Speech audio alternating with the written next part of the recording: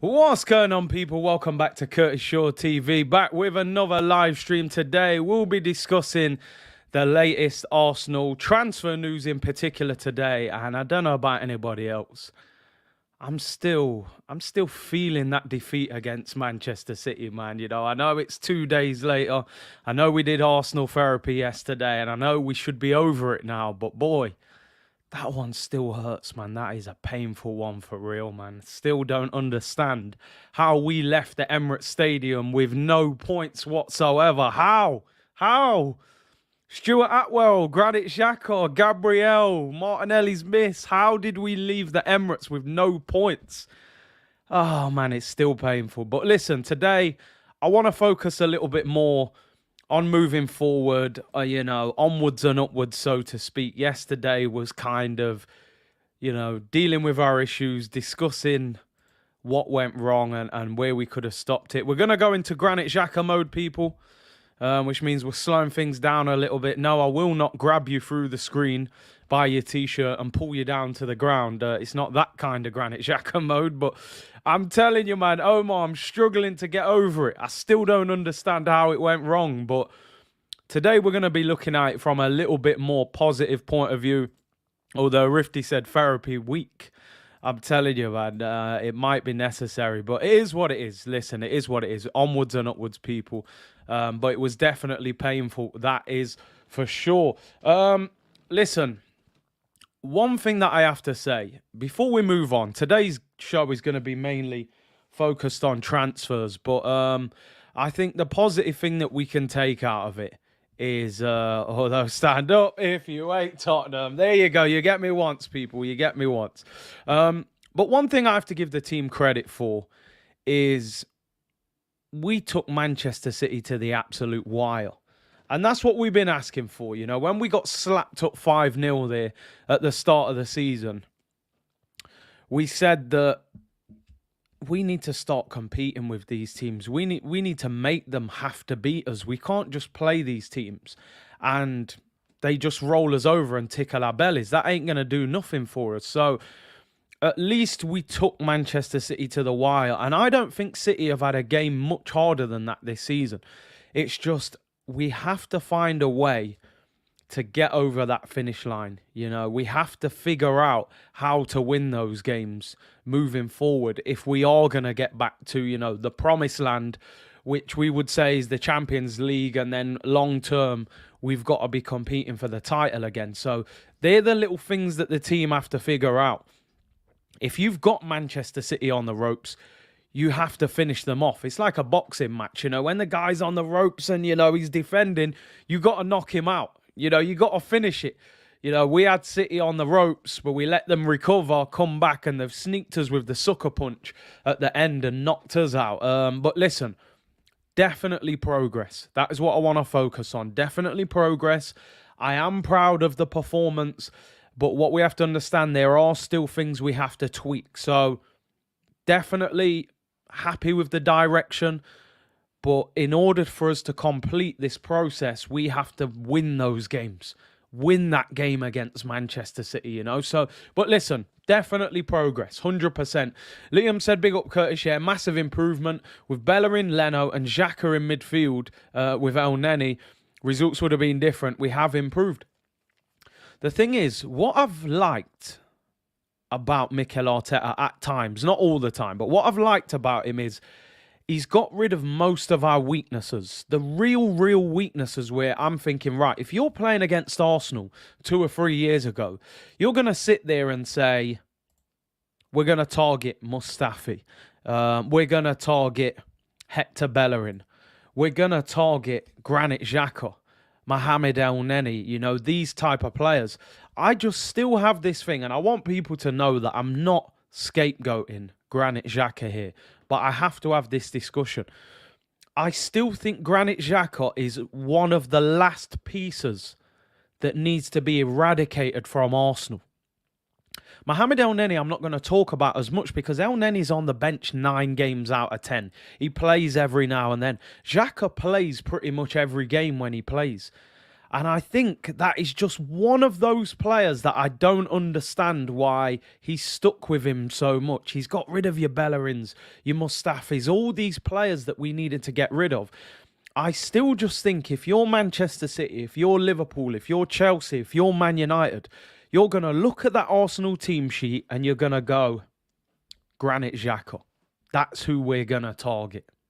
That's the one we're going to get, because he might play 20 great passes in that game, but he might play that bad one that leads to the goal. He might put that silly challenge in that gives you the penalty or gets himself sent off.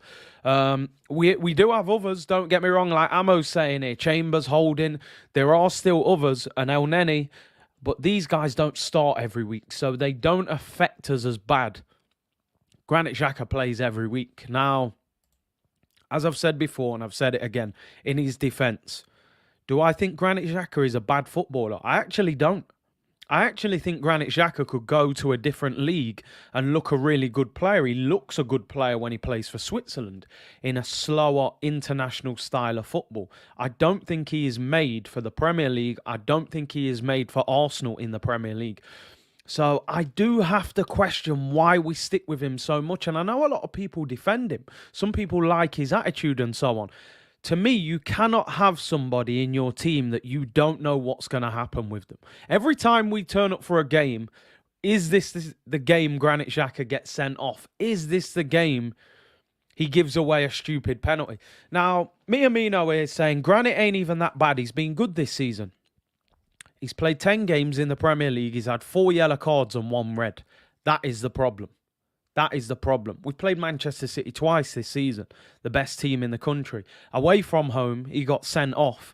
And at home, he gave away a needless penalty.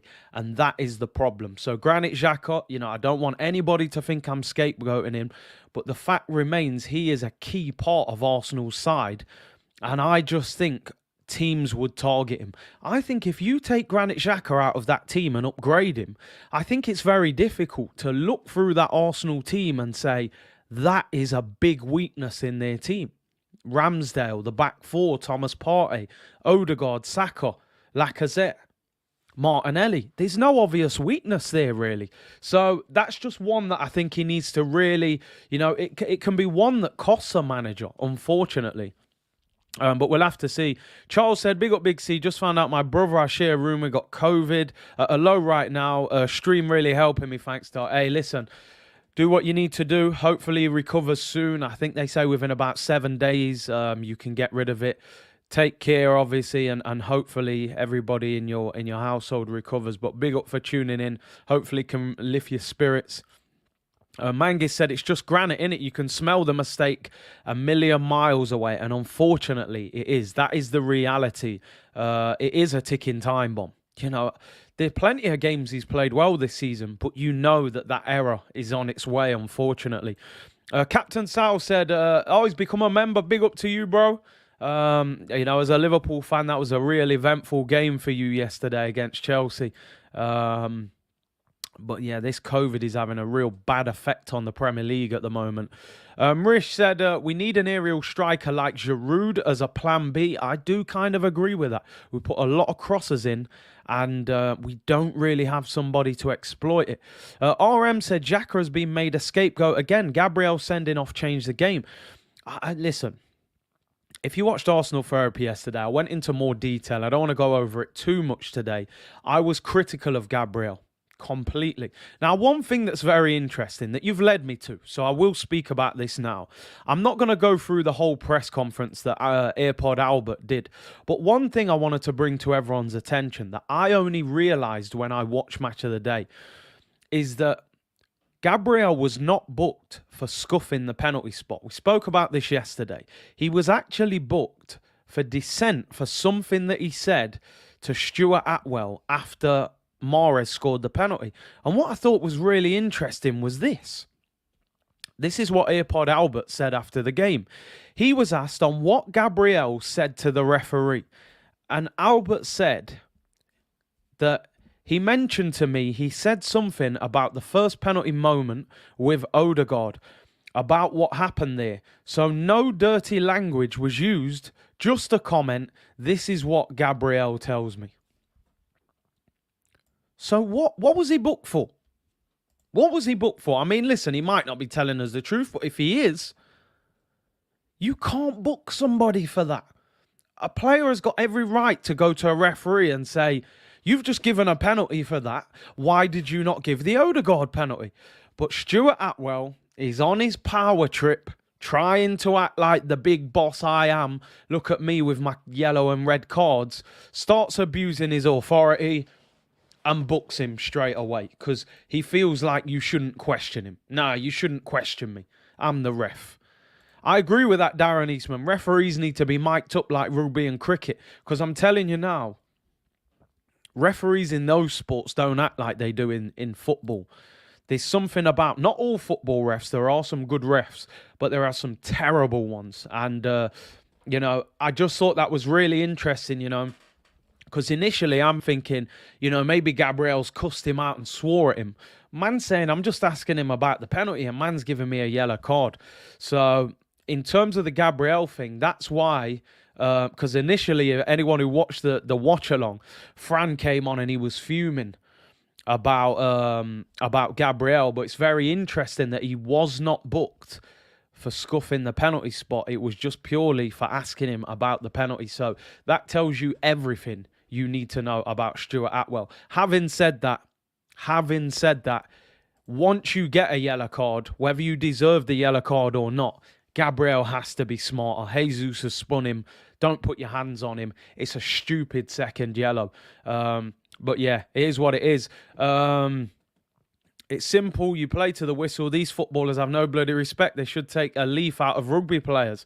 I mean, listen, equally at the same time, the players are very, different the way they deal with refs. There's a lot of arguments in football. Darren said, good spot. Curtis thought Gabriel scuffed the penalty spot. I mean, he did scuff it, but he wasn't booked for it, which, I was surprised he got away with that. Mark said, Curtis, I've listened to Dermot Gallagher on Sky defending his fellow refs again. You can tell what they're like muppets. They all stick with each other, don't they? They're all like it. Faye said, Stuart Atwell in the penalty box baffled me. Awful. He should be in League 2 next week. Coach Jordash, thoughts on AFCON, bro? I mean, AFCON, the players, I believe, in the Premier League now are all flying out. They've all gone. And let's hope it's a good tournament. Obviously we just want the Arsenal players to come back, or all players to come back injury-free for the rest of the season. But it should be a good tournament. Something else to watch during January. Right, let's move on, people. That Manchester City game, we can only talk about it for so long. I was watching the Chelsea-Liverpool game yesterday. Very good game, entertaining game. And I don't know, that Arsenal dropping those points put a downer on the rest of the weekend for me. Until Arsenal play again, I'm not going to be over that game. It was definitely painful for Arsenal. But listen, transfer news, it is the January transfer window. And one thing's for sure, we have to go and sign, for me, 1 or 2 players this month. Now, the main bit of transfer news today is regarding Alexander Isak, the Swedish international striker who plays for Real Sociedad. The story's coming out of the Sun. So, first of all, my feelings on this newspaper. Anything that comes out of this newspaper, take it, I'm not taking it as the gospel truth. However, it could happen, of course. Their story says, Arsenal are close to signing Sweden wonderkid Alexander Isak to replace Aubameyang as Real Sociedad ban the Barcelona transfer. Now, this could lead in a few different directions, and I'll tell you why shortly. Let me just get a few more comments in. Rishek said Arsenal linked with Wijnaldum. He has started playing recently, so I'm not sure whether that deal will happen. Big up Buenos Aires, Guna, and don't forget, people, we've got a member stream at 4:30 on the channel. Go and check the community page out for the link to the stream at 4:30. So members, come on at 4:30, have your say. We'll talk about the Man City game. We'll talk about the Liverpool semi-final and the January transfer window. 4:30 today, members stream.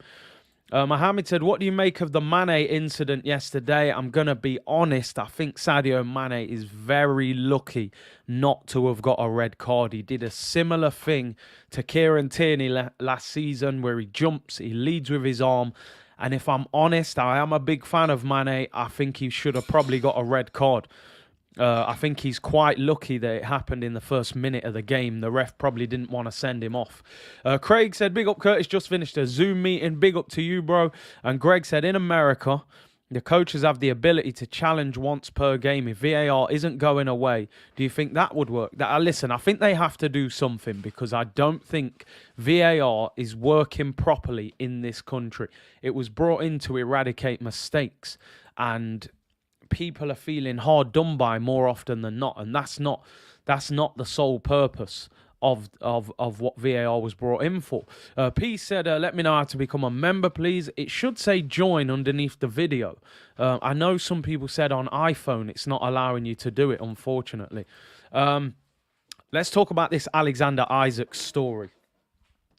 Alexander Isak was being linked to Barcelona. Barcelona were apparently in discussions to sign him. Real Sociedad have said they will not sell him to Barcelona because they feel they're competing with Barcelona this season. Barca are having a bad season, and Real Sociedad are having a pretty average season as well. So they don't want to sell him to a club in the league that they feel they are competing with. It says they are willing to sell him out of the Spanish league in January. They want about 60 million euros to sell him in January. Now, I've said many times of Alexander Isak, I think he's good. I'm not sure how good he is, if I'm totally honest. But Arsenal apparently is one of the 3 strikers that they're looking at closely, and they believe they can get him. And Barcelona, interestingly enough, today, apparently are close to announcing a deal for Morata, which, Morata, whoever Morata's agent is, I want to know who he is, because he's up there with Choupo-Moting's agent. How does Morata get move after move after move? He goes everywhere, doesn't score, and, he's played for Atletico Madrid, Real Madrid, Juventus, Chelsea, now on his way to Real, from Juventus to Barcelona. Apologies, it's £60 million, sorry, not 60 million euros, £60 million for Alexander Isak. So I want to know what you think in the comments. How good do you think Alexander Isak is? Would you pay £60 million for him? I'm looking at his stats. His stats are not amazing. Now, maybe I'm doing him a disservice. Maybe he's got more to his game than goals. He's got 4 goals in 16 games this season. That's not world-beating form. Last season, he got 17 in 34, so 1 in 2. The year before, he got 9 goals. He's not a prolific goal scorer.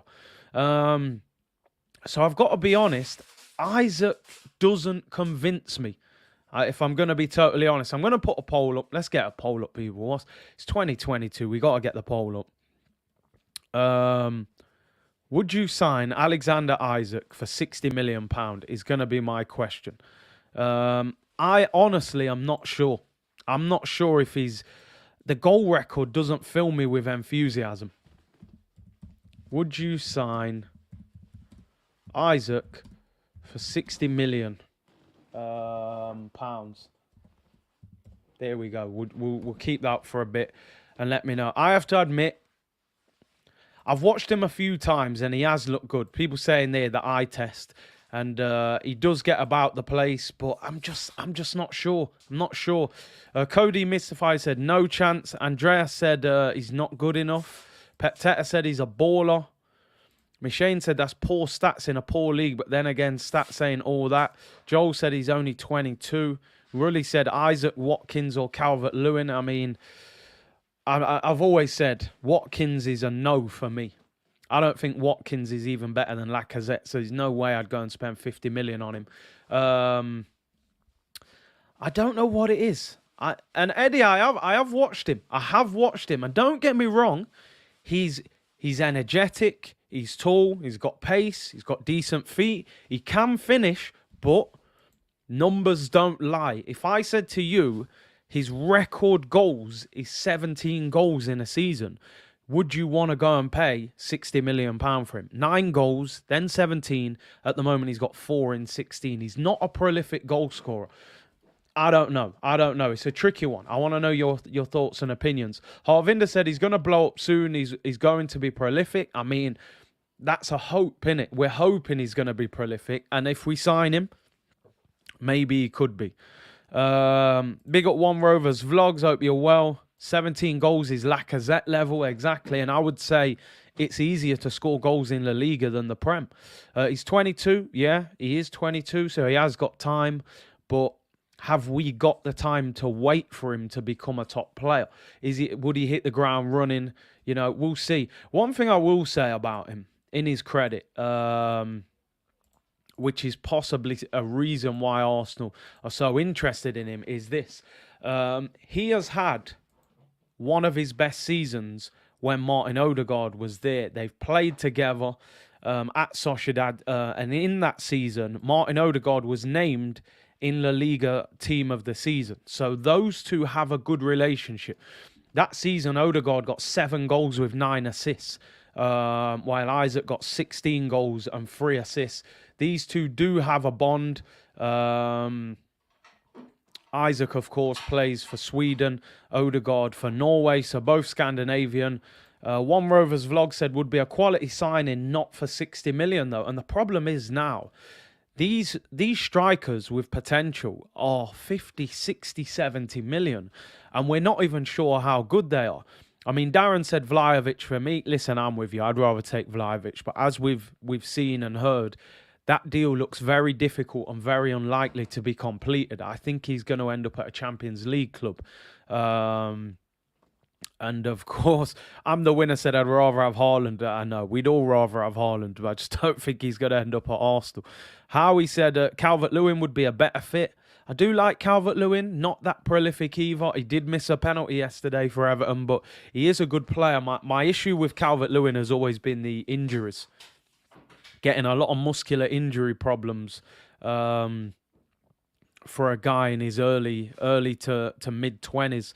Van Dam said, would you go for Isak or Schick? Patrick Schick, yeah. I mean, I can understand why clubs really like Isak, because when I have watched him play, he leads the line well by himself. Seems like one of these players that, you know, he'll press from the front. He's quick. He's quite slim, not the most physically strong player. He's almost a little bit skinny, but does handle himself well on the pitch. So I like him. I'm not totally sure. Greg said he speaks excellent English and works really well with Oyarzabal. Could be a good fit for Martinelli and Saka. And I think that's what Arsenal are looking for now. I don't necessarily think Arsenal are looking for just a poacher, somebody that just bangs goals in. I think they want somebody that can kind of do what Lacazette does, but with a little bit more mobility, with a little bit more energy, and maybe a few more goals. So that's probably what I think they're looking for. I don't think they're necessarily thinking we need a striker that can bang 25, 30. I think they would take a 15 to 20 goal striker, but somebody that offers a little bit more. So I think that's why they're looking for somebody like Isak for his movement and stuff like that. Shaquille said, no way for that price, Big C. I mean, I love the player, but I smell brown envelopes all over that. Craig said, Curtis, would you swap Aubameyang for Lukaku? I would personally. I think most Arsenal fans would. But obviously, what's interesting, Lukaku's having these problems at Chelsea. But his manager came out yesterday in the interview and he was very clear about what was happening. He said, listen, there's a meeting on Monday at the training ground. If Lukaku is apologetic and they can deal with the problem, he will be back involved. It's as simple as that. And I think we would have loved that kind of clarity one way or another from Mikel Arteta. You know, he's speaking in riddles a lot of the time. It was interesting. I don't know if you've seen it, people, but Arteta did an interview with Rio Ferdinand before the game against Manchester City. And he was a little bit more open about the way he spoke about Aubameyang. I think it's probably because he was speaking to Ferdinand, a fellow ex-professional. He seemed a little bit more respectful of his questions than when somebody out of the press is asking him. And he was sort of saying, listen, it's not personal. I didn't want to do it to Aubameyang. He's someone I've got on very well with. but he's saying, you know, when players cross the line, you have to put your foot down. So it was interesting how he was a bit more open with Rio Ferdinand, but still never mentioned whether there's a way back for Aubameyang or not, which was interesting. Over 1.7k in the chat now. Make sure you lick down that like button. We've been getting great numbers. Over 2,000 likes against Manchester City for that game. Over 60,000 views. Amazing numbers. We're about 280 away from 40k now. So smash that subscribe button if you haven't already, people. Jay Mino said, Lacazette don't score enough in my opinion. We should either play Gabby there or look for a new one. I think with Martinelli, even though a lot of people have spoken about Martinelli as a striker, I get the impression that he's going to end up playing on the wing for a while. Because I think sometimes when you play out wide, your game's a lot more simple. With Martinelli, it's kind of press, win the ball back, get the ball and drive and be a goal threat. When you play through the middle, you play with your back to goal a lot of the time, which means you got to hold up play. You got to pin some big centre back that's, you know, leaning all over you. You got to be a bit more intelligent. You got to link up with the wingers, with the number 10, and then also you got to play facing forward. You're playing up front by yourself. Sometimes you might be up against two centre backs. I think that's a little bit more difficult for Martinelli. I think at the moment, Martinelli's game is ideal in that left wing, left forward position where he played the other day. And like I said yesterday, people, it's a shame he missed that chance because he ripped Cancelo to bits. And Cancelo's one of the best fullbacks in Europe. And Martinelli destroyed him. So as much as I do think there's a goal scorer in there, a lot of the time now, the wingers are scoring more than the strikers. You look at Liverpool, you look at Manchester City. It's the wingers that are scoring the goals. So I think at the moment, you leave him out wide. Big up, Fran. Hope you're well. He said, yes, community. Hit the like for my boy. Big up to you, bro. And hope you're well. I did catch the end of your stream. Unfortunately, I couldn't comment as I was listening to it. But big up to you. Don said, Big C, Martinelli needs to lift his head up and pass the ball. Definitely something. I agree with that. I think he's in a very single-minded focus at the moment where he's like, I'm going to run, I'm going to go past the fullback, I'm trying to score.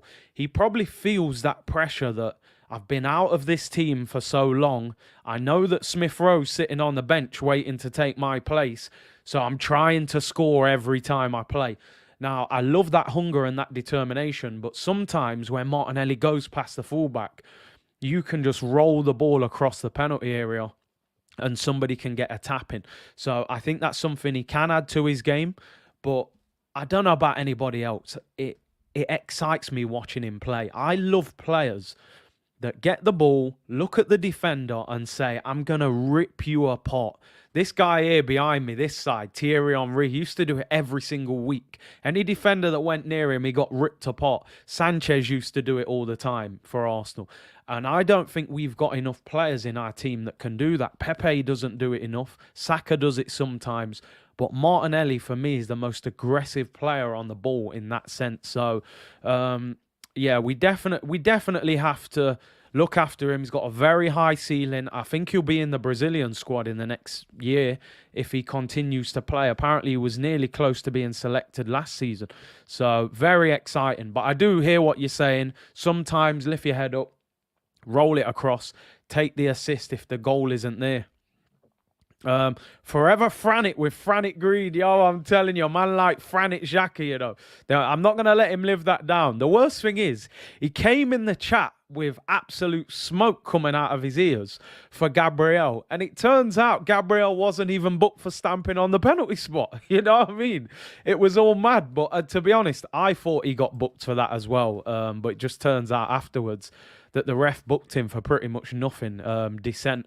Let's carry on with the transfer news anyway. Let me quickly round up that first poll and see what your opinions are. So 54% of you are saying no, you would not pay £60 million for Isak. 46% of you saying yes. So kind of split. I think the price would put people off a little bit at 60 million, but it is what it is, and it we'll see. Fran said the one time I backed Xhaka and you man coming for it. Listen. Oh dear me, it was funny, man. It was funny. See, imagine if it would have all kicked off in the changing room. Franz come in, just smacked Gabriel in the face. Gabriel's like, "Bruv, I didn't even get booked for stamping on the penalty spot." But it's one of them, innit? It's one of them. More transfer news, people. We're focusing on the transfers today. Remember this man, Lucas Torreira. He is on his way out of Arsenal. Deal set to be completed possibly this month. And the story coming out, Fiorentina are close to completing the Lucas Torreira deal worth 15 million euros. Talks between the two clubs began last month. The relationship between the two teams is excellent and the deal is on the way to completion. Now, I'm somebody that I always think beyond a story, or I look at quotes sometimes. So, the first thing that I'm thinking is what you're saying there, Mervyn. I'm not looking here at Lucas Torreira going to Fiorentina. I'm looking at this. The relationship between the two teams is excellent. So the first thing I'm thinking is Vlahovic FC, mate. Vlahovic FC. I might even turn around to Fiorentina. You know, they turn up, they go, right, we'll give you 15 million euros. I'm going, do you know what? Nah, you know what? Just give me 5 million euros. They'll be like, what? What are you doing that for? I'll be like, you know what? You just make sure when Vlahovic leaves Fiorentina, he finds his way to North London, to the Emirates, you know? But hey, here's what it is. I suppose it's not down to Fiorentina. If Vlahovic's agent isn't taking our calls, then there ain't too much we can do, you know? If I said Curtis the Bell, hey, I mean, I don't know where the Bell's disappeared to, actually. He was, you know, the ultimate transfer guru on Twitter. He's disappeared now. It's interesting, isn't it? Because I've seen a tweet today, and it's something I've said before many times. I never felt like Lucas Torreira was the answer at Arsenal, but you could argue that we've got better midfielders on loan than the ones that we've got at the club. When you look at Guendouzi and Lucas Torreira, you know, those two are better than some of the players that we've been playing this season. But I think it's time for Torreira to leave. Pretty much ever since he first joined, he's been talking about going back to Italy. I don't think he ever settled. I don't think he speaks much English. And he's done well. Apparently, he's had a very good half a season so far. Listen, I'm with you, Don. That first 6 months when Torreira came to the club, they were comparing him to Kante, although I feel like he was never, you know, I don't think anybody's as good as Kante at that role. But, you know, the goal against Tottenham, I was at that game, the celebration, the passion, it was absolutely epic. He gave everything. Every time he played, I felt like he gave everything. That first season, he was really, really good, especially for the first 6 or 7 months. So it's a shame, hasn't worked out for him, but you're better off cashing in 15 million euros, which is around 13 million pounds. Listen, I wish him well. He only had a year left on his contract this summer. They apparently have already paid us 2 million for the loan deal. So overall, it will be 15 million pounds. So it looks like Torreira will complete his move to Fiorentina. And listen, use them phone calls with Fiorentina. You know, when they ring you, say, "Yo, where are you? You at the training ground?" "Yeah, is Vlahovic there? I just want a quick word with him, mate." I think what Arsenal need to do with Vlahovic is say, "Listen, you're not sure about Arsenal now, and I understand why you wouldn't be, because Arsenal are not even in Europe. What should you look at and be excited about?" I'd be saying to Vlahovic, "Listen, we will give you this, this, and this. If we get in the Champions League, give me your word that you will sign for us." Now, don't get me wrong, that's difficult. We might not get in the Champions League. But that's the kind of conversation I would be having with him. Because one thing Arsenal have got is money, people. They can pay big wages. You know, I think we nearly quadrupled Thomas Partey's wage. I'm sure that's a big reason why he dropped out of the Champions League to come to a team that aren't even in Europe at the moment. So I think, you know, we should at least be trying, but it's still going to be difficult. It will still be difficult. He's being linked with Atletico Madrid, Juventus. It's always going to be tricky to get him to come over to Arsenal. Another bit of transfer news. Although Chris said Torreira is miles better than Fred and McTominay, Why not sign João Felix? I think they want their money back, don't they? I read they want nearly everything back that they paid for him. I've said many times, I think João Felix would be ideal for Man City. I think he'd be brilliant. He just looks like a Pep Guardiola player. One Love said money talks, 100%. Sophie said Vlahovic thinks he's bigger than Arsenal. I don't like him. Do you know what it is, man? And as I always say, players don't care about history anymore. They just don't, I don't think they turn up at a ground and think, oh my God, look at all these statues and these trophies from 15 years ago. They care about how good is your team now? Who's your manager?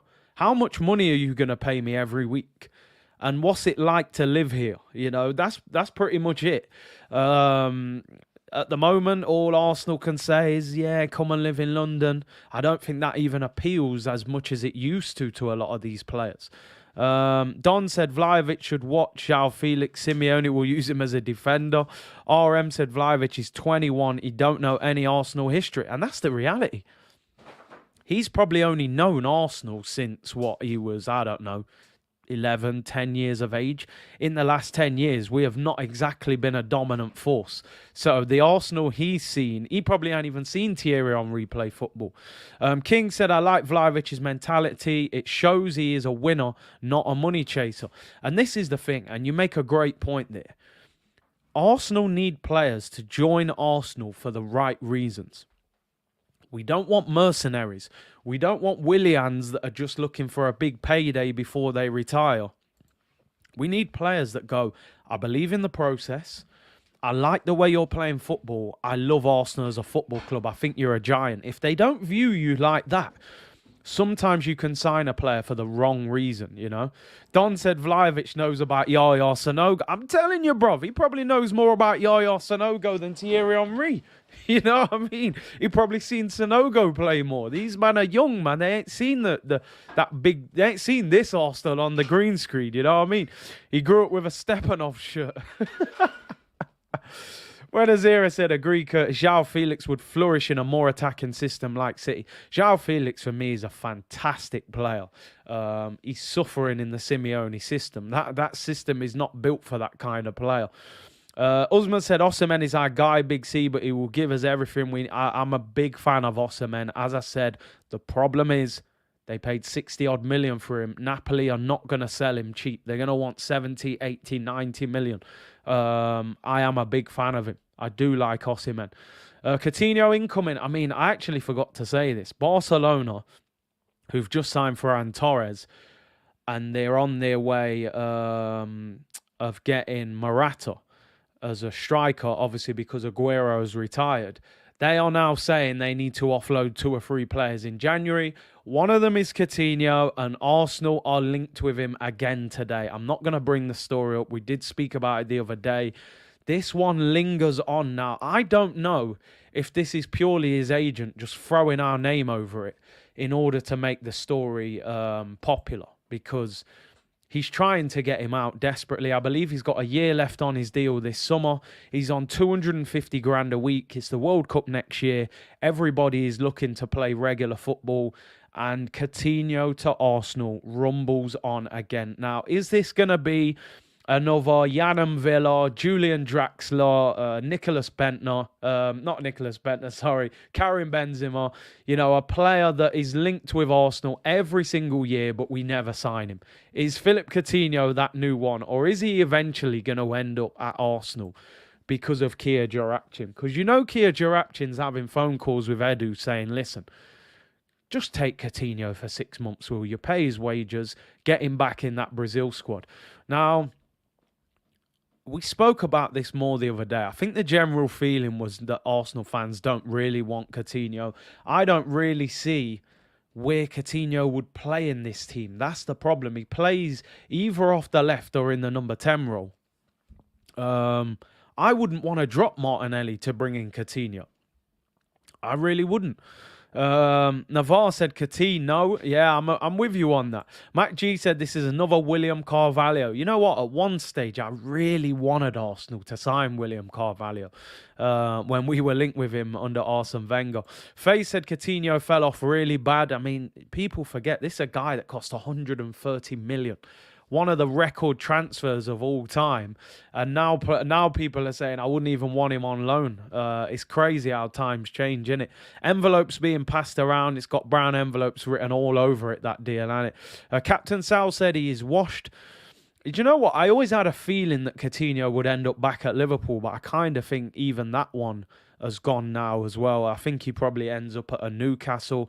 There's links to Tottenham as well. Tottenham apparently saying they need a number 10. Silkworm said another Higuain. Oh, man, that one always hurt, man. I always wanted Arsenal to sign Higuain. He was a proper goal scorer. Greg said bring Basuma home, forget Wijnaldum and Coutinho. Rogue Trooper said we're trying to build chemistry with the youngsters. Adding Coutinho would be counterproductive. The thing is, and I'm not saying that Coutinho is the right player at all, I'm not.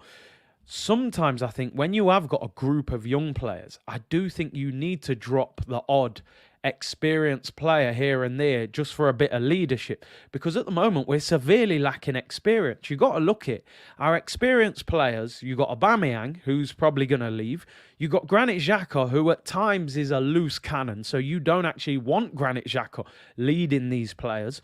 And you've got Thomas Partey, who from the outside doesn't strike me as a leader. He seems quite quiet. So sometimes you do need a little 27-year-old, 28-year-old with some leadership, with some experience to come and help these young players. But I understand what you're saying. I'm not sure Coutinho would be the right answer. Henry said Coutinho balled at Bayern. He did. I think he actually scored against Barca, but that was a year or two ago. South London's finally said, no thanks. Used to love him in the league. His technique was crazy, but he's washed. Coutinho for Odegaard. Who's better out of the two? That would be an interesting one. We should be targeting Zakaria. I think he's a free agent at the end of the season. Wilshere would make more sense than Coutinho. Can play centre mid, plus Coutinho ain't going to press. I would not want Jack Wilshere at Arsenal. I can't lie, man. And listen, I think most Arsenal fans have got that, emotional connection to Jack Wilshere. We all loved Super Jack Wilshere. I don't want Jack Wilshere playing for Arsenal, man. This ain't a charity shop. We ain't got time for that. Agree, Curtis, but not Coutinho. Yeah, 100%. Bruno Ramirez for me is one that I would like to see Arsenal definitely get. Akash said Arsenal need to start buying referees. Hey, man, listen, we got to start putting them envelopes down. Then Stuart Atwell might give us a few decisions. Another transfer story we're getting to, and there's over 2,000 of you in the chat today. Incredible support. Make sure you smash that like button. Let's hit 1,000 likes and subscribe if you haven't already. We're 280 away from 40,000. I'm sure there's 280 of you sitting there watching this who haven't subscribed. Hit that button. It's free. It's the new year. It's the time of good feeling, people. Let's hit 40k. Mangis said Frank Kessie is also a beast. Free agent in the summer. A player I would very much be looking at. And the interesting thing now, people, is any player that has 6 months left on his contract and doesn't play in your country, you can offer them a pre-contract. That's Osman Dembele. That's Brozovic at Inter Milan. That's Frank Kessie. That's, who's the other one? Lorenzo Insigne. We did the list, actually. There was about 10 players that are out of contract this summer. I'd be offering some of these guys contract. I'd say to Osman Dembele, listen, I'll take you on a free in the summer. If you fancy it, there's some, Mbappe, Henry, we could only dream that one. I think he'll be a Real Madrid player, that is for sure. Buenos Aires Guna said Bruno and Renato on loan with option, not obligation. I think we'd do very well to get any of them on loan with an option. I would love Bruno and I would take Renato. We have to sign a midfielder. Navarre said Big C Dembele is worse than Aubameyang off the pitches. I heard he plays games till late at night on PlayStation and turns up late for training and that. I don't know if Arteta could deal with him, to be fair. Abby, thank you very much for becoming a member. Really appreciate your support. Don't forget, people, we're back at 4:30 with a member stream. Link is on the community page. So if you're a member of a certain level, go on the community page, click that link at 4:30. Come on and have your say. Jump on the video. We've got a little group of people that always come on. I want to see a few more faces on there today, people. Buenos Aires said Bruno on a permanent, Renato on loan. That would be good. HMT said Arteta would send Dembele home. He would not be having it, would he? Jashar, big up, bro. He said, big up, Curtis. If Kessie talks to Pepe, you can forget signing him. See, that's a good point. Play for Ivory Coast together. Yeah, Pepe, what's it like at Arsenal under Arteta? I think Pepe will be quickly saying, you do not want to go and play for this guy, I'm telling you. So these kind of, you can miss out on players based off the relationship you've got with certain players at the club. Chris said, would you take Weston McKennie? I would. I like him. Physical, strong player at Juve. Nearly went to Burnley of all clubs in the summer. Dembele playing PlayStation. Yeah. Some bad behaviour, man, was going on. Adian said, what do you make of Max Aarons? He struggled this season, but naturally, he's playing for the worst team in the Prem. But, you know, I don't think we need a right back right now. FPL Pepsi said, I'm Swedish and watch Isak somewhat regular in the national team. He has so many qualities on the ball, and I think he's everything we need in terms of setting up our star boy wingers. Get him. Hey, big up Pepsi. I appreciate your knowledge and rundown of the player. As I said, I see a lot of potential in him. I'm just not fully convinced. But I think at the moment, any striker that we buy, it's going to be somebody that still has certain deficiencies. I don't think we're going to get a world-class striker to Arsenal at the current moment. Number one, there aren't many world-class strikers. And number two, we probably wouldn't be putting that kind of money down for one. I think we'll be looking for a Calvert-Lewin, an Isak, a David, someone like that. Vlahovic, I think, will be difficult to get. King said, Curtis, would you take Pogba? I know he's not coming, but what a signing he would be. And that's a great point. Pogba is out of contract. I mean, listen, you know me, I'd be cheeky if I was Arsenal. I'd say to Pogba, listen, are you happy in England? How about London? You know, Pogba he's a flashy character. You know, maybe he would like to just stay in England and live in London. Listen, it's very unlikely, but I would make an offer. I'd love Pogba at Arsenal. I would love him, but it's never going to happen, is it? But yeah, good point. Pogba out of contract. Snake Eye said, we need a ball-playing centre midfielder, 100 million%. We are desperate. We have not replaced Santi Cazorla for years. That's what we do not have. No one is anywhere near it. Arteta will kill Pogba. He'd be fuming. Big up Andrew, thank you for your super chat. He said, I'm not a fan of the MLS, but it's a shame they have better refs than the Prem. You don't see the shady business with the refs in the MLS. Big up Big C. Big up to Andrew Harrison Brown. Do you know something that's interesting? I know this is a little bit off topic. I always felt like the MLS was going to explode. I always felt like in America, you know, anything they really put their minds on in terms of sport, it's going to take off. So I thought eventually the MLS would become a massive football league.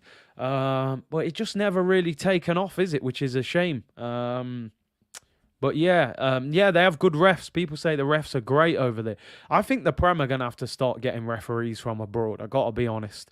The standard of refereeing in this country is embarrassing.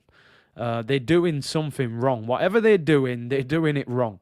So I think they need to start bringing refs from around the world if possible, because this ain't good enough. You can't call it the richest, biggest league in the world, but the guy reffing the game ain't got a clue what he's doing. You know, it doesn't work. Big up Broads, hope you're well, my bro. He said Pogba more likely to go somewhere else than here. I think he'll go Madrid with Mbappe, to be honest. Don Hutchinson, stupid comment. Embarrassing. I mean, I don't want to say too much about these kind of comments, but they're dinosaur comments, you know. I don't understand why Pogba triggers certain pundits so much. They're like, oh, he's got blonde hair. I mean, for anyone who's ever been to Paris, you know, this is a regular thing. You see guys over there with a bit of blonde in the hair or so, you know what I mean? It's cultural differences. Like they don't he was like, oh, Pogba with his blonde hair and his diamond earrings. I mean, I remember David Beckham wearing diamond earrings. You know, I saw Phil Foden in the summer dyeing his hair. You know, why was it not a problem then? But Pogba, oh my God, Pogba, how dare he do that? And I don't get it, people. The man's a World Cup winner. You know what I mean? You know, listen, it's borderline. I can't lie. It's borderline. It's borderline, man. It is. Madrid not interested, apparently, in Pogba. Interesting. Big facts, they say nothing about Foden. You know what I mean? We know anyway, but it's sad, isn't it? It's sad. Let's talk about the next story anyway. It's Transfers FC today. 2,150 of you in here. Big up to all of you legends for tuning in. According to Roma News EU, Roma are struggling to complete a deal for Ainsley Maitland-Niles, with Arsenal refusing to lower their demands. Roma wanted an option to buy for 10 million euros, but the Gunners are asking for an obligation at 15 million. Now, just to put that into context, that is 8.5 million. 8.5 million for Ainsley Maitland-Niles. Now, I'm telling you again, yeah, Mourinho is trolling us again. He's doing it. He's done it again, people. He's done it again. Mourinho's offering us a loan with an option to buy him for 8.5 million. Like, what is the point in that deal? Mourinho's at it again. He did the same thing with Xhaka. Yeah, I'll take Xhaka, but I'll give you like 12 million for him. Like, come on. Give us some decent dough for him, man. The man's at England international. 23 years of age, 8.5 million. What are we going to do with that? You can't buy no one for 8.5 million. Oh, here we go. We got breaking news, people. It's all changed. David Ornstein has just tweeted, big up to the community. Right, we'll go back to a different screen. Let's change screen, people. Ornstein, breaking news. Ornstein has said, Roma have now submitted a bid to sign Ainsley Maitland-Niles on loan with an option to buy in the summer.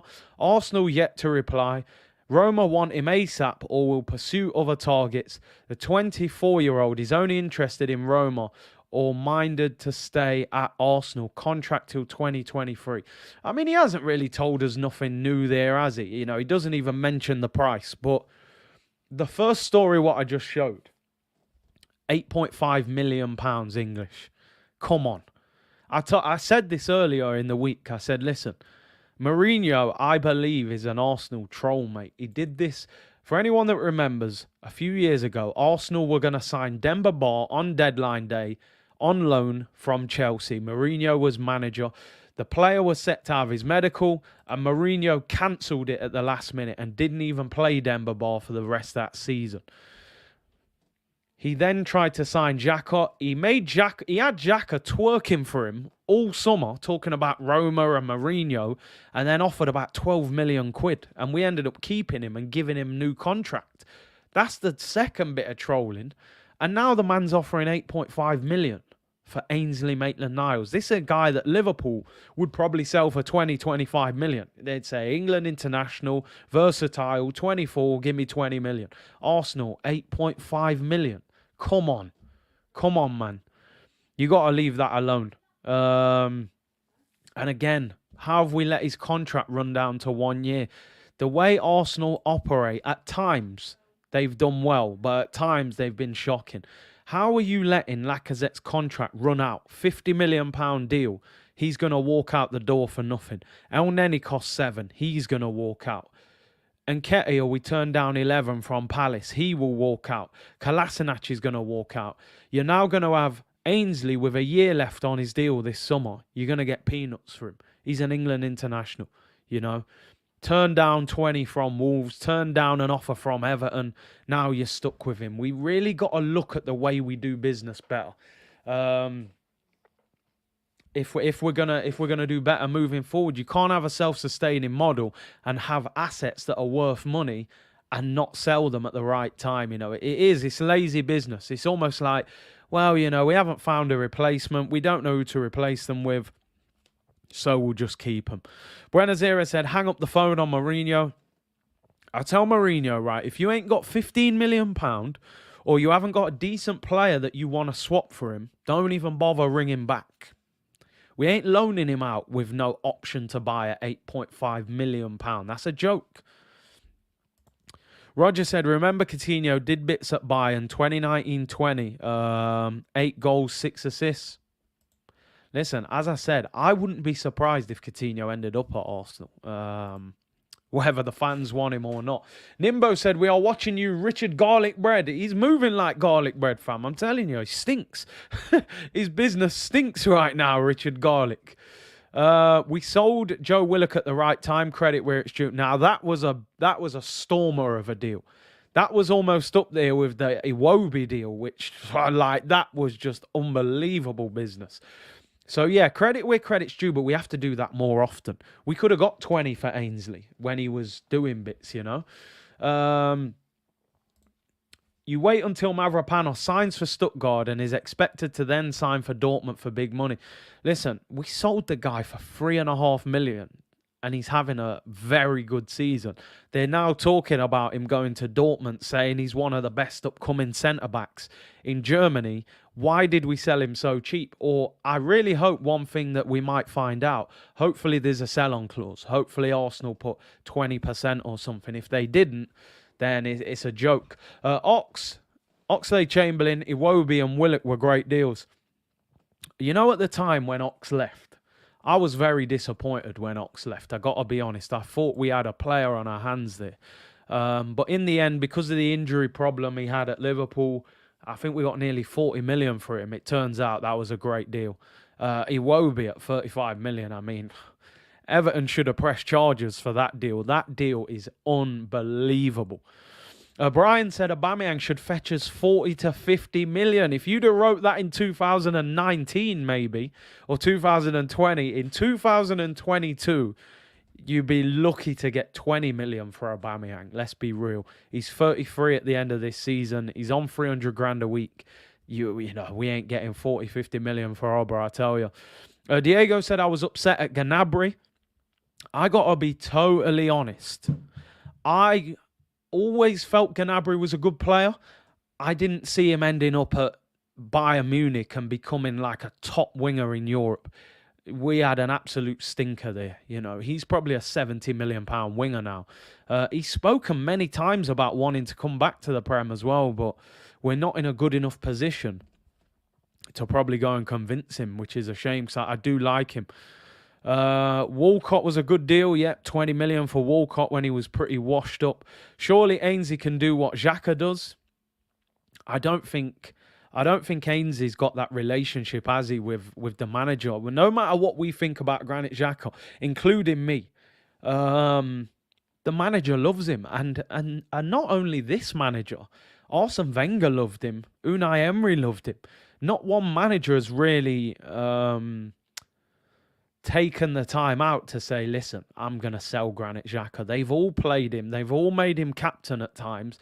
And then they extended his contract, which is crazy. Captain Sal said, you can mug Newcastle for Aubameyang. They need a striker.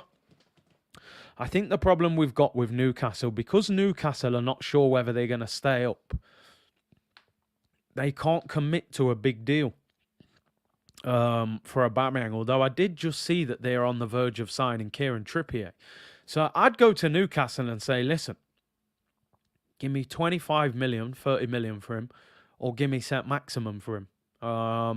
They probably wouldn't give us cent maximum, but I'd take cent maximum at Arsenal as a live wire, as a bonus. But if you loan him, I would say, listen, you take Aubameyang on loan, you give us an obligation to buy.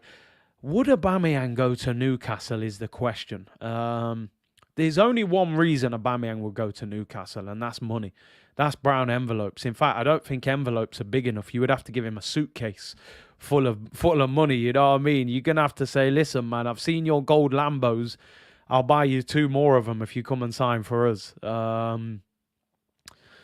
I mean, I've been to Newcastle a few times. It's a vibrant city, but let's make no mistake, the weather up there is not great.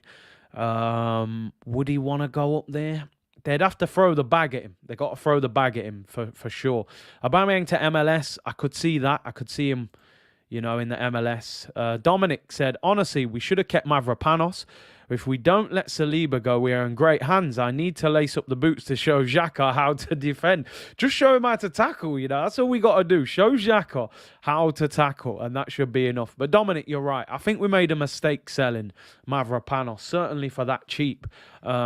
But if we end up with Saliba, Ben White and Gabriel as our three centre-backs next year, we're still in a great position. Big up Simon Mill. Thank you very much for becoming a member on the channel. Really appreciate that. Over 2,250 of you in the chat at the moment. Great numbers. Aubameyang to Man City. I mean, I think he would bang goals in at City. I can't lie. I'm not sure Pep would want him. You know, I'm sure Arteta's not going to give him a great recommendation, is he, for Pep to bring him in. Big up the legend that is School Fuggery in the building. He said, big money, new challenge would be a decent move for him, to be honest. I think the thing with Aubameyang, he's a family man. I think he's got 2 kids and he's married as well. It's about more than yourself when you're moving. Would he want to move the family to Newcastle? Listen, like I said, money talks. If Newcastle say, listen, we'll give you that same contract, we'll give you 2 or 3 years, we'll give you a massive signing on fee, we'll give you a big bonus if you can keep Newcastle in the league. Because I think actually Aubameyang would do well at Newcastle. They're a counter-attacking team. They've got a lot of speed up front with Almiron, with Saint-Maximin, with Wilson. You put Aubameyang up there, I think he would do half decent for them. I do. I think he'd probably keep them up. Big up Project, who said, great job you're doing, mate. Man, you fan here, but I think you're one of the best football YouTubers out there. Appreciate that, bro.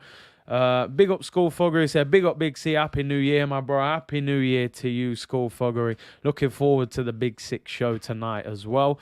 King said, private jet settings from Saudi, he can stay in. Look, yo, you're not wrong.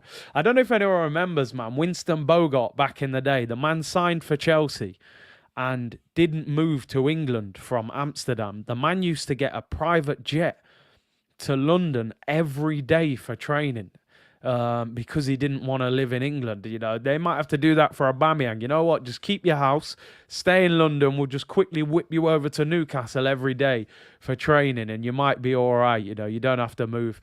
Let's get some comments in before we round up, people. Make sure you hit that like button and subscribe. Can we get to that 40k today? And can we get 1,000 likes as well?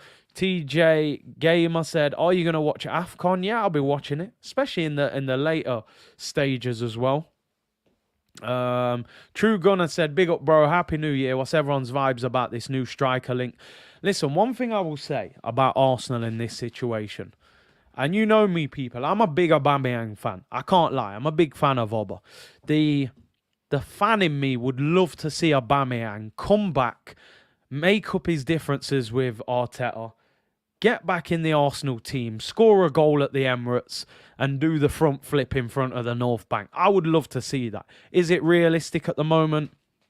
It's not. What I will say, if Aubameyang is leaving Arsenal in January, he has to be replaced. Anyone from Arsenal that watches this, we are not in a good enough position to let Aubameyang leave and not replace him. If they do that, I think they have had a nightmare, because we are a Lacazette injury away from a potential crisis up front. Because, let's be honest, if Lacazette was out for a month, 6 weeks, we're not going to be able to survive with Eddie Nketiah up front when you look at some of the fixtures we've got. I know Eddie Nketiah bangs in goals in the Carabao Cup, but he don't do that against the top teams in the Prem. So if you're going to get rid of Aubameyang, that's fine. You got to make sure you replace him in this window. And Mikel Arteta said in the press conference the other day, it was more likely we were going to sign loan players. I don't think you're going to get a top striker on loan. So I don't know. I mean, Christian's saying Martinelli up front. Could he play up front? Possibly. You could put Smith Rowe on that left-hand side, or maybe Pepe. You know, we would have to find another option from within the club.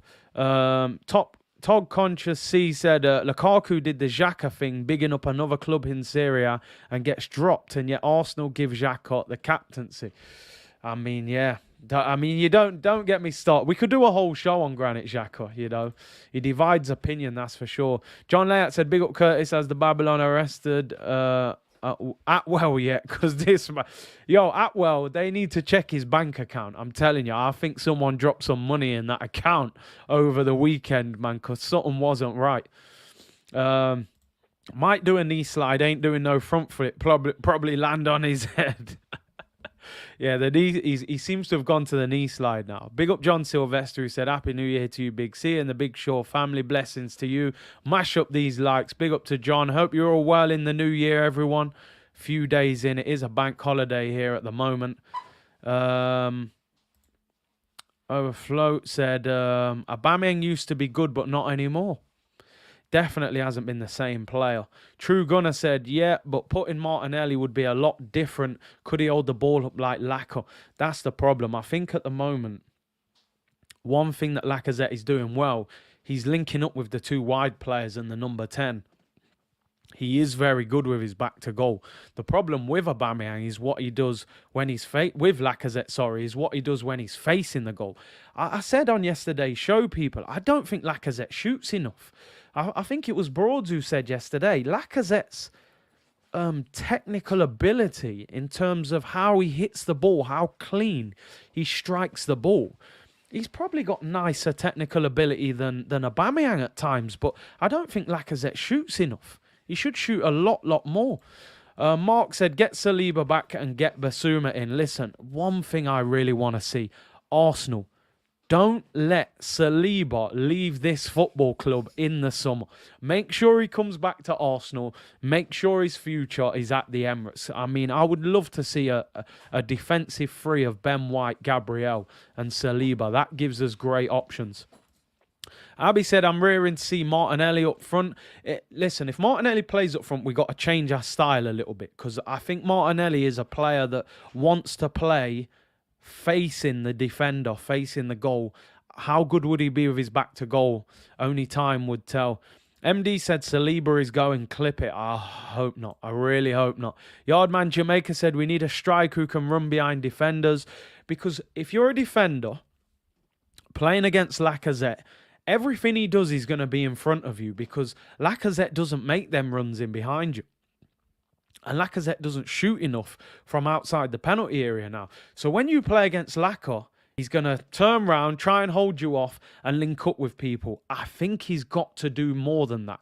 Every time we do player ratings, I sit there and I go, yeah, you know what? Lacazette played well, but I want him to be more of a goal threat. I really do. Fast at 50 said, Martinelli is too good on that wing. Let's just see where this takes him. Alexis settings.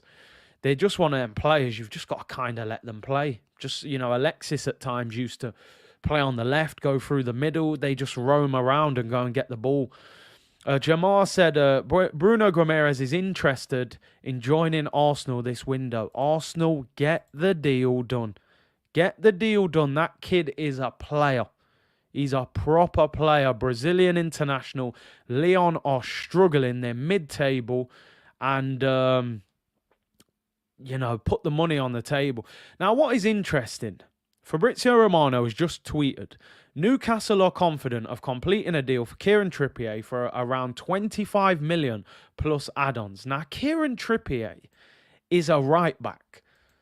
Now, Newcastle need Aubameyang more than Kieran Trippier. So I don't want to hear that, oh, Aubameyang on loan with an option to buy, but Kieran Trippier is 25 million with add-ons.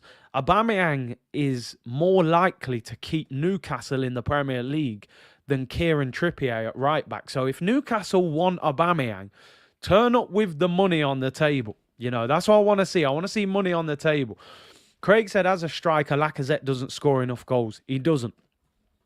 And I know people compare him to Firmino and this, that, the other. But as I said, Firmino doesn't have that same pressure because Salah's going to get 30 goals. And Mane's going to get you, you know, maybe 18, 19, 20 goals. We don't have that. You know, Saka ain't going to score 20. Martinelli ain't going to score 20. Not just yet. They may do in the future. And that's the problem with Lacazette. Mark said, do you think there's a way back for Aubameyang with the AFCON break to clear the air? Maybe. It depends where Aubameyang's mindset is at. You know, is Aubameyang just thinking, I'm done with this guy, Arteta, I don't like him? Or is he thinking, you know what, I still want to be at Arsenal? I think the silence is worrying. You know, Aubameyang hasn't said anything. That worries me. I just think they've had a big fallout. Snake Eyes, big up, bro. He said, I'm with you, Big C. 14 needs more respect. We forget where we were Pray him to stay. If we sell him, it will be hard to replace him. It will be hard and it will be expensive. What you got to look at is the difference. When we sold Alexis Sanchez that January to Manchester United, Aubameyang softened the blow of that deal because we believed that he was going to score goals because he was proven. He'd banged in the Champions League. He'd banged in Germany. He'd even outscored Lewandowski one season. I think he scored 37 goals one year in Germany. We were signing a guaranteed goal scorer. With these Isaks and these Davids and these Calvert-Lewins, where we like them, we can see qualities in their game, but we're not sure if they're going to bang goals in. And that's very difficult to get nowadays. There are a lot less strikers that guarantee goals nowadays, which is a shame. But listen, we'll see. We'll see. You know what? Football fans, we're fickle. We're fickle people. Let's be totally honest. We're fickle. Right now, everyone's going with the wind. Get rid of Aubameyang. He's public enemy number one. I don't want to see him again. If Aubameyang and Arteta squashed it, he came back in the team and scored, very quickly people would be bigging him up again. And that's the reality of football. Like I said, last year, most Arsenal fans wanted Lacazette binned. We're calling him Twerkazette, Lacazette, don't score enough, get rid of him. Now he's captain. Now people are saying give him a new contract. And that's the reality of football, to be honest. South London's finally said, we are paying for potential with all these strikers, even Vlahovic. Exactly. We've never seen Vlahovic in the Euros banging goals in. We haven't seen him in the Champions League banging goals in. You know, it's a guy that bangs goals in Italy. You know, Immobile bangs in goals in Italy, but no one wants Immobile. All right, he is, 30-odd years of age, but it is potential. Big up Jeremy, who said it's his birthday today. Happy birthday. Hope you have a great day. PG said the documentary will show the truth. That documentary is going to break records. Let's be totally honest. It's going to be unbelievable. Corey said Arteta is past Aubameyang. I think he is, but as I said, we've got a very tough month ahead. If we're not picking up results, those questions get more difficult. It's very easy to answer the question when you've just won, because you can say, I don't really need Aubameyang. So it'll be interesting what happens. I think one way or another this month, they either need to settle their differences and bring him back or sell him and replace him. We can't be in this position at the end of January. That is for sure. Bro Tekka said my birthday on Wednesday, going to Arsenal-Burnley, my first game. Yeah, Arsenal-Burnley, when is that? Is that a week on Saturday? I know this week, obviously, we play Liverpool on Thursday. We play Nottingham Forest on Sunday, I believe. Although the Nottingham Forest game, I'm hearing, is in doubt, people. Nottingham Forest game today has been called off due to COVID issues. They were supposed to play in the Championship. So the game could be in doubt for Sunday. So we'll have to keep an eye on that. People, it's been a great stream. Thank you very much for tuning in. 2,250 of you in the chat. If you didn't lick that like button on the way in, lick it down on the way out. Subscribe if you haven't already. Can we hit 40,000 today? It would be a great way to start this bank holiday Monday. Hope everyone's having a great day. Stay safe out there. I'll be back again tomorrow at 2 p.m. And don't forget, I'll be back at 4:30 today for a member stream. So in about 45 minutes, if you're one of the members of a certain level, you come on the show and give me your opinions about Arsenal, about the Manchester City defeat, and so on and so forth. And we look ahead to a Liverpool game. I will get a Liverpool YouTuber on the show hopefully on Wednesday to talk about the game on Thursday. Enjoy the rest of your day, people, and smash that like button and subscribe, and I will see you all tomorrow. Bless.